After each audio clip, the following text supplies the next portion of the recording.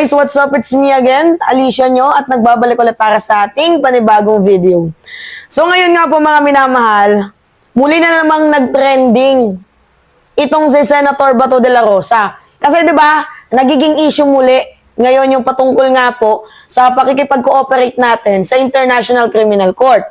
So, last year, may pahayag itong si Senator Bato de la Rosa na kayo dapat maging makapilipino tayo at hindi tayo nagpapagapos sa mga dayuhan. Kasi ang ini-insist ni Senator Bato de la Rosa, once na pag pumasok daw po ang International Criminal Court sa bansang Pilipinas, wala na daw po tayong kalayaan. Yan yung sabi ni Senator Bato de la Rosa. Wala na tayong kalayaan kasi sila na daw po ang co-control sa mga Pilipino. Kaya ang sabi niya, ito, sabi ni Bato de la Rosa, January 24, 2024, last year to na nag-trending muli yung kanyang pahayag. Kasi ito muna yung balita na trending mga minamahal. Bayang Magiliw and Lupang Hinirang trend on X, Philippines as Batos 2024 remarks resurface. So ngayon, balik tanaw yung mga Pilipino.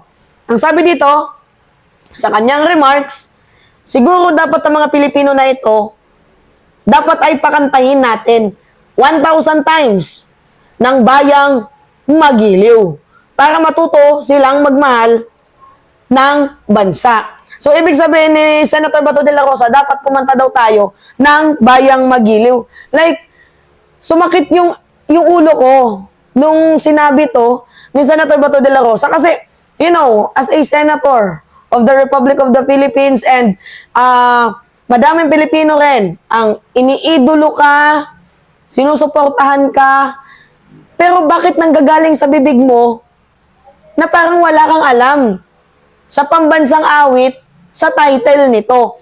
Kasi ang tawag niya mga minamahal sa lupang hinirang, yan tingnan niyo ang tawag niya mga minamahal sa lupang hinirang ay Bayang Magiliw. Oh my God! Imagine niyo nag-aral ako from kindergarten hanggang grade 6 kasi yun naman talaga madalas kinakanta yung lupang hinirang kada araw doon sa Palawan nung nandun pa ako nag-aral. Tapos nung nandito na kami sa Parañaque, syempre every Monday na lang. Tapos every Monday na lang pagkanta ng lupang hinirang. Yung punto ko dito, paulit-ulit na kinakanta yan. Diba? Paulit-ulit na kinakanta ng mga Pilipino, young generation. Mas mabuti pa nga yung kapatid ko. Di ba? During that time, grade 7. Mabuti pa yung kapatid ko. Alam yung pinagkaiba ng Bayang Magiliw sa lupang hinirang. Kasi Bayang Magiliw, iyan yung simula ng kanta. Diba? Bayang Magiliw. 3/4 pa nga yung kompas Perlas ang silanganan, alab ng puso, sa dibdib mo'y buhay. Diba? Ang kapal mo, Senator Bato de la Rosa, para sabihin na maging makapilipino kami, pero ikaw mismo, hindi mo alam kung ano yung title, ba? Ng kantang Lupang Hinirang. Imagine nanggaling pa mismo sa isang senador, diba, na iniidolo ng nakararami. At saka, you know what, mga minamahal, namimiss ni Senator Bato de la Rosa yung punto. Kaya nga tayo, makikipag-cooperate sa International Criminal Court kasi mahal natin ang ating bansa. Gusto nating magkaroon ng justice yung mga pamilya. Diba? Yung mga tao na inosente, yung mga pamilyang nadamay. Diba? Nagkaletse-letse ang buhay nang dahil nga sa kanilang bad decision na ginawa dito sa ating bayan. Nagigets niyo yung punto natin mga minamahal? Makikipag-cooperate tayo sa ICC para mabigyan ng justice yung kababayan natin Pilipino. Diba? Nakakaloka. Kaya nag-trending muli itong kanyang pahayag. Kasi diba sinabihan niya ng ating presidente na napakamahinang nila lang daw. Oo, mahina, weak leader. Leaderless daw ang ating bansa. Dahil bakit daw po tayo nakikipag-cooperate sa International Criminal Court. Ngayon, dahil nga pumutok na naman yung issue patungkol sa ICC, biglang nagkaroon ng reflash yung statement na binitawan ni Senator Bato de la Rosa. Which is ngayon, tingnan nyo, trending na naman muli itong bayang magiliw, itong lupang hinirang na issue ni Senator Bato de la Rosa. Alam nyo, dapat magkaroon, ikaw yung kumanta 1,000 times ng lupang hinirang. Kasi ikaw probably wala kang alam eh. Hindi mo alam yung pinagsasabi mo. Tingnan mo yung mga komento dito. Sir, sabi ni Ralph Bulawan, Sir, may respeto pa yan. Singing the Philippine National Anthem does not fully manifest patriotism.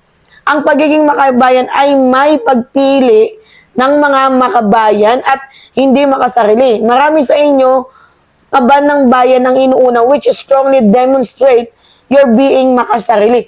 Punto por punto. Hindi mo pwedeng sabihin na, ay, kumanta ka lang ng bayang magiliw, patriotic ka na, no.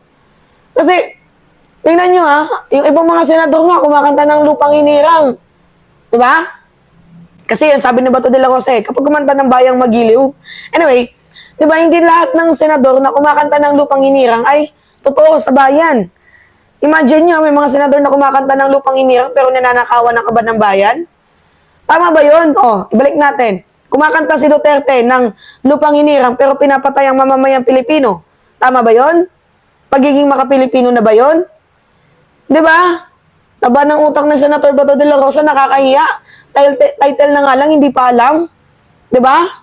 O, yan po mga minamahal, yung ibig sabihin ng isang sample ko sa inyo Isang sample na isang taong salita ng salita pero hindi niya naman na-i-apply sa sarili niya. Di ba? Nagigets ninyo yung punto? Napagalataan na hindi makabayan si Senator Bato de la Rosa sa ginawa niya eh. Di ba? Napagalataan hindi makabayan. Sabihan ba naman ng na siguro dapat ng mga Pilipino ay kung pakantayin natin ng 1,000 times ng bayang magiliw para matutong magmahal ng sariling bansa. Ikaw, mahal mo ba yung bansa Pilipinas? Ha? Lupang hinirang na nga lang yung title, di mo pa masabi ng maayos. Di ba? Nakakaloka. Nag-iisang senador, hindi alam kung ano yung title, ano yung pamagat ng kantang lupang hinirang. Diyos mio naman. Tapos bigla ka magsasabi na para maging makabayan, pakantahin kami ng ganyan. Ay, utot mo ba to? Hindi mga minamala, uulitin ko sa inyo, hindi lahat ng kumakanta ng lupang hinirang, makabayan.